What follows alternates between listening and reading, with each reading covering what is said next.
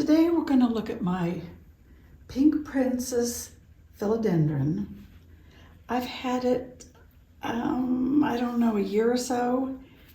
My daughter got it for me, and it is not doing very well. And I'm sure I have to take the blame. From what I can understand, these browning leaves, brown tips, are from inconsistent watering. So, if that's the case, and I can't find any kind of infestation or anything at all in there that would account for anything else, there's no webbing, there's no spider mites, but it does continue to sprout new growth, I am going to repot it into the same pot, but I'm going to use a moss pole. Got a moss pole that is a little bit overkill at this point, but that's what I'm going to try. I thought if I gave it a little support and then tried to be a little more consistent in watering, maybe that would do the trick. So this is what I'm going to do. And let me get out of its watering pot. It's one of those self-watering. You put water down in there, you can see a level of water, and has a little string that hangs out the bottom that goes into that water in the bottom of the pot. But if you don't consistently water, keep it on the up and up and keep it nice and watered, it kind of defeats the purpose, and that must be my fault. I won't say it's because I have too many plants, because it's getting to be springtime and I'm getting that urge to go to garden centers. So I will deny that I have too many plants to take care of. Okay, let me see if I can get it out. There we go. Now it's got a lot of roots, but not a lot surrounding that you would think it's outgrowing its pot. How is that in there anyway? I don't know. It looks like it goes up the side. I don't know if you can see that. But anyway, there are, let me see. That looks like one. And she's trying to grow real nicely. Apparently wanting to vine. Okay, let me lay her down. And then here looks like two more. And this, unless these are just forked.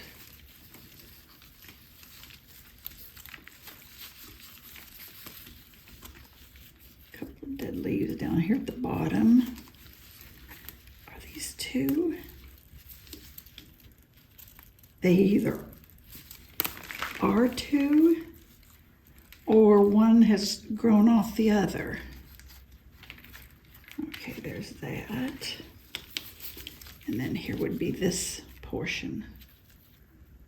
So I'm going to do some drastic pruning of these bad leaves. That's the wrong thing to do.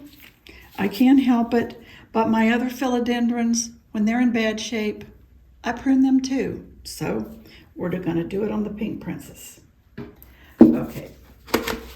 Now, I am going to put it back into the same pot. Got the tails all out like they're supposed to be. And here goes this. I'm just using my regular cactus soil because it has the best drainage. It's what I always use. Pour a nice big lump into there because we've got a lot of soil that was already in there and that still appears to be good. There's no varmints, well, that I have found, but I am going to treat it with the gnat killer. Okay, this is my insect control gnat killer. Just going to sprinkle a little bit. This is hardly more than a quart. So I'll just mix that up a little. And then my moss pole here it looks like it's a little too long at the base, but I don't know of any other way to treat it. Oh yeah, it's bendable. I was gonna say, it's a metal bottom. So I think kind of sinking it into the pot would be the best thing to do. Okay, that feels like that thing. Okay, now I'm going to take this larger plant right here, the bigger one, and I'm going to try and put it right up against the moss pole like this. Just kind of smush it back down into it, making sure that I could press it up against the pole. And then the same thing for this piece. Maybe putting it, let me see, that one gets trimmed off. I'll put it right there. And then this one over here, you can see how much new growth that has on it. Just needs somewhere to go. So I want to put that down in here, in this 1/3, but keeping it against, well, as close to the pole as I can. Now, I think that looks good. Okay, now that still doesn't want to stand up very well. And I think the next thing I can best do is trim. I hate to do it, but I'm going to trim off these leaves that are no good anymore. I hate to do this. I'm going to trim them kind of at the top, because you know a new leaf grows out of that spot. So I'm just kind of trim the bad look. And that is going to be this one. He's fairly new, but he looks bad. And then this big one has quite a few.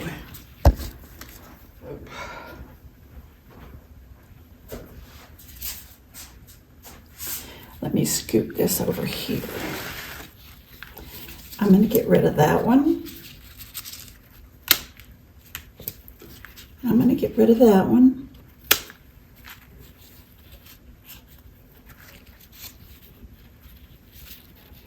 Okay. Now, that looks pretty good. Now, I'm just going to go around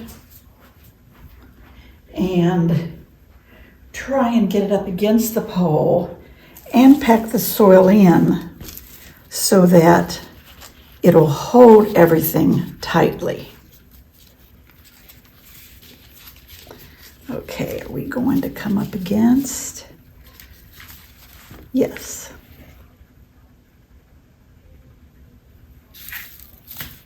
Let me do this.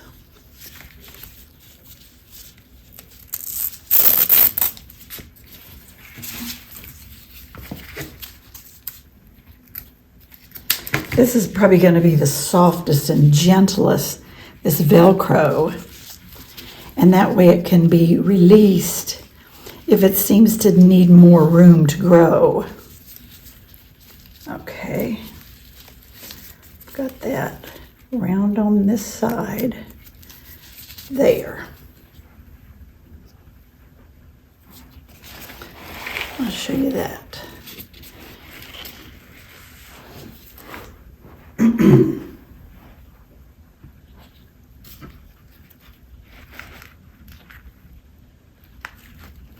Okay, and then I want to pull this tiny one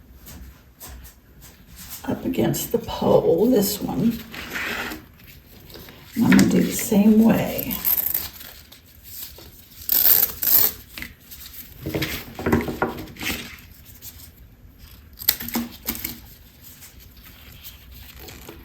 Pull that kind of up against this direction. Oops, it's trying to stick to my gloves.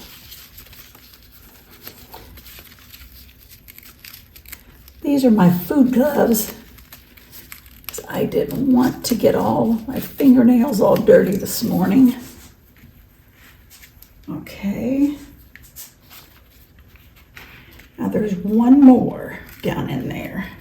Let me see.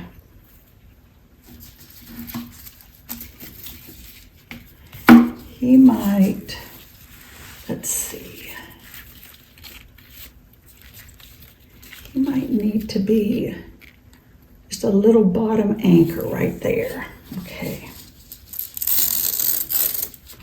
Gonna put it right.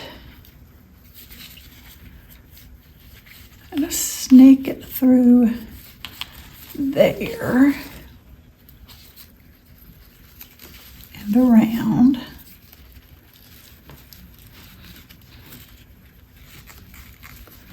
And I feel it on this side. Okay, I'm gonna pull him all the way around. There, that might help to pull him up against that side. Okay, a little bit sloppy looking right now. I've got to pack in more soil now to try to get some stability in this pole. I don't really know how, I've never really used a moss pole at all. So I don't really know how you make a moss pole stable without putting it in a really deep pot. But I don't want to pot this too deeply and mess up its roots. Because you can see there is no way this was root bound. This definitely had more than adequate room for the size of the roots that are already on it. Okay, I just need to get a little more in there. Feels a little more steady. Put that right in there. Oh, now that feels like a hole right there, so let me stuff some more down in there.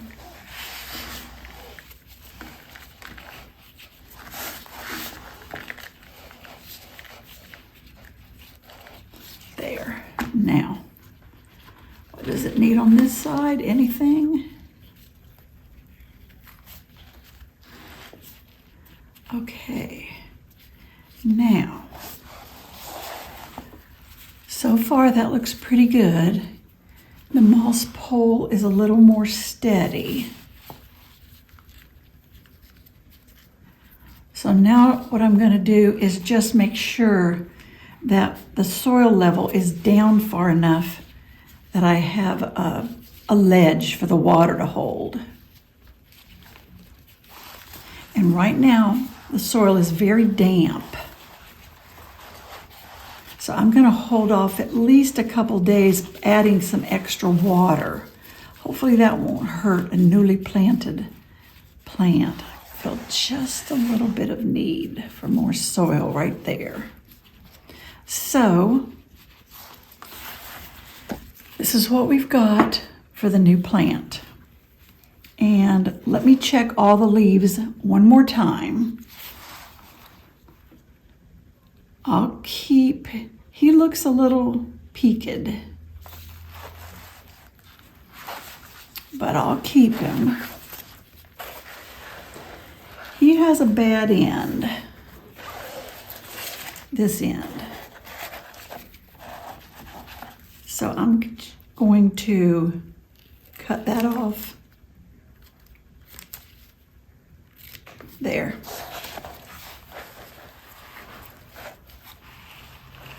That one doesn't look bad. Those don't look bad. He looks a little bad. I'll give him a little more chance to get better.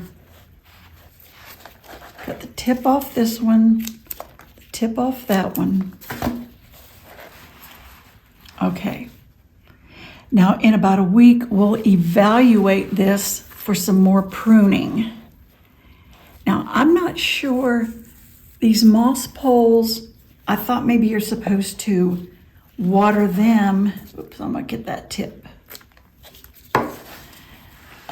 Make these moss poles damp.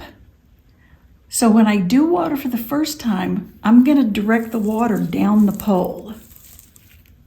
And then, of course, it'll be in the self-watering that's like this. But when I do add water, I'm gonna direct it down the pole. So, here is my pot. It's gonna need a little cleanup. And there we go.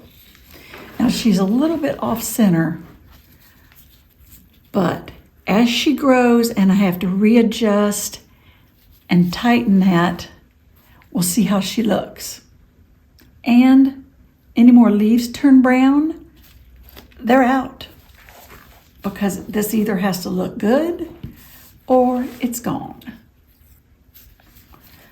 When I try for a year or more with a plant, and this one, I'll take the blame.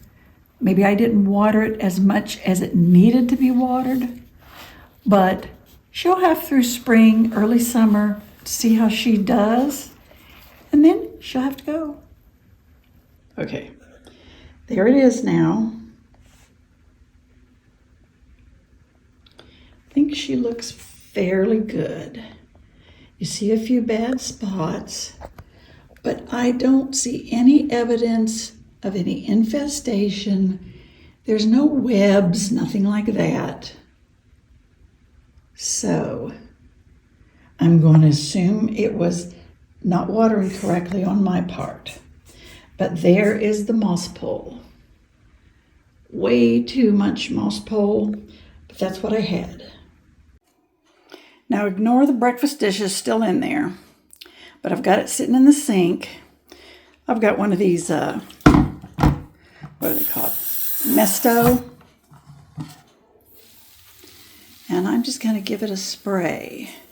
And I'm not sure, at this point, just soak the bottom of the moss pole and hope that's supposed to be what will keep it moist enough. But that's what I'm going to try, at least for the first few times that I want to give it a little. Not sure how much is too much with it as wet as it is. Maybe I'll just let that be enough. Maybe just a hair more. Right down near where I've got the ties. Well, that's what I'm going to do. And see what it looks like later. Right now, to remind me of its moisture needs, I'm going to put it with the moisture-loving plants. So I've got my pink princess right here. And she's sprayed down.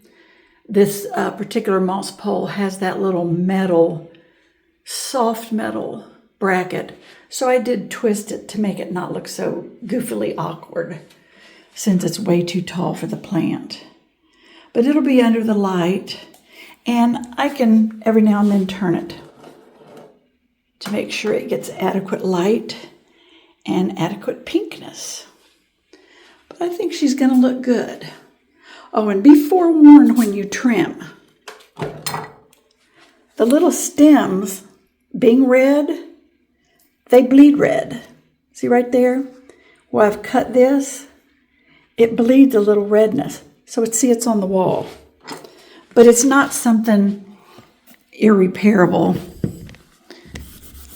See, it'll just wipe right off. Of a washable wall, I guess I should put that stipulation in.